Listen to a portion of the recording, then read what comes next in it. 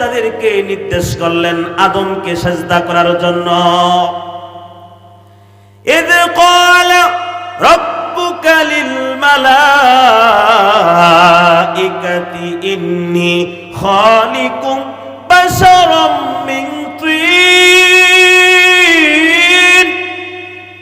মানুষকে সৃষ্টি করা হয়েছে মাটি থেকে, মানুষকে সৃষ্টি করা হয়েছে, আর ফেরেশতাদেরকে সৃষ্টি করা হয়েছে। ফেরেশতারা হলো নূরের তৈরি, আর জিনদেরকে আগুন থেকে সৃষ্টি করা হয়েছে বাশারাম মিন তিন। ফাইদা সাওয়াইতুহু ওয়া নাফাখতু ফীহি মির রূহি ফাকউ লাহু সাজিদিন। ফেরেশতাদেরকে বললেন, আল্লাহ তাআলা ফেরেশতাদেরকে বললেন সিজদা করার জন্য। ইল্লা ইবলিস, আল্লাহ পাক রব্বুল আলামিনের নির্দেশে সকল ফেরেশতা সিজদা করলো, কিন্তু ইবলিস সিজদা করলো না। এখন প্রশ্ন আসতে পারে, ফেরেশতারা তো নূরের তৈরি, ইবলিস কি নূরের তৈরি? না না, ইবলিস জিন জাতি। ওই জিন এত বেশি ইবাদত করতেন আল্লাহ তাআলার, এত বেশি ইবাদত করতেন, আমার আল্লাহ পাক রব্বুল আলামিন ওই ইবলিসকে এত মর্যাদা দান করেছিলেন, ফেরেশতাদের মহলে থাকার সুযোগ করে দিয়েছিলেন। যখন আল্লাহ রব্বুল আলামিন সমস্ত ফেরেশতাদেরকে নির্দেশ করলেন সিজদা করার জন্য, আদমরে সিজদা কর, কিন্তু ইবলিস আবা ওয়াস্তাকবারা ওয়া কানা মিনাল কাফিরিন। আল্লাহু আকবার। তখন ওই ইবলিস কি করলো? সিজদা করলো না, অহংকারে গর্বে ভরে উঠলো, আমি উপরের মানুষ, জিনজাতি আগুন থেকে তৈরি। আল্লাহকে আল্লাহ তাআলা ইবলিসকে জিজ্ঞাসা করলেন, তুমি যে সিজদা করলে না, আমি তোমাকে নির্দেশ করলাম, সকল ফেরেশতারা সিজদা করলো, তোমার কি হইল? তোমার কি হয়েছে? তুমি সিজদা কর নাই। তখন ওই ইবলিস বলতেছে, আমি হলাম উপরের জিনিস। কি? আগুনের শিখা, আগুনের শিখা থেকে জিনজাতি সৃষ্টি, আমি হলাম উপরের জিনিস, সুতরাং উপরের জিনিস হয়ে নিচের মাটির তৈরি আদমকে সিজদা করতে পারি নাই। অহংকারে গর্ব ভরে উঠল। এটাই ছিল তার জীবনের একটা কাল। আল্লাহ পাক রব্বুল আলামিন ওই ইবলিসকে জান্নাত থেকে বের করে দিলেন, কিয়ামত পর্যন্ত তাকে পথভ্রষ্টদের অন্তর্ভুক্ত করে দিলেন।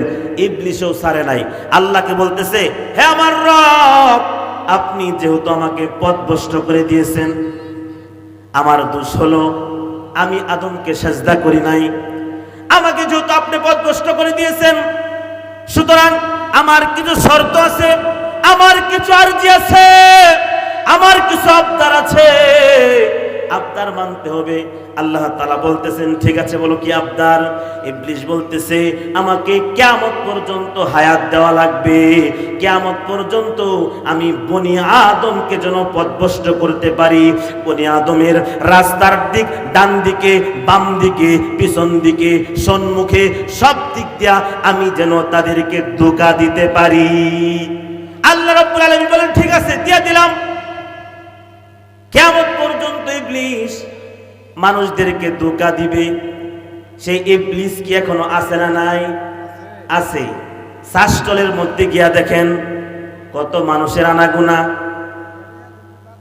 শ্বাসটলে বসেই মানুষ খালি অন্যের গীবত সমালোচনা করে, এই দিকটা শাক সর্বতে দা খোঁজ নাই।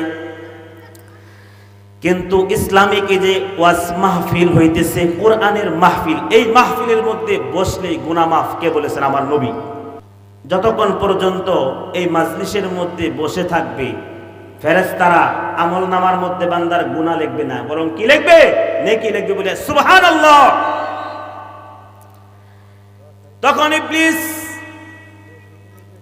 ইবলিস কি বলতেছে যে আমাকে ওই বনি আদমকে ধোঁকা দেওয়ার মতো আমাকে কিয়ামত পর্যন্ত দিয়ে দিন। আল্লাহ বলতে দিয়ে দিলাম।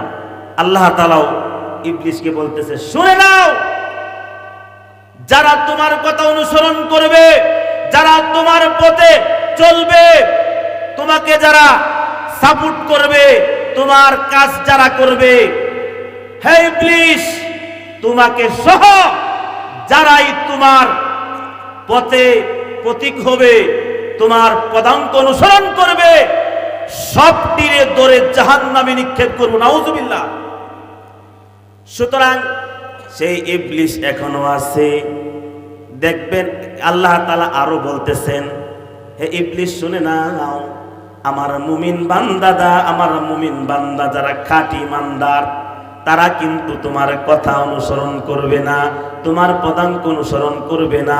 তারা ঠিকই ঠান্ডা পানি দিয়ে ওযু করে ফজরের নামাজ জামাতে আদায় করবে, কথা বলেন ঠিক কিনা?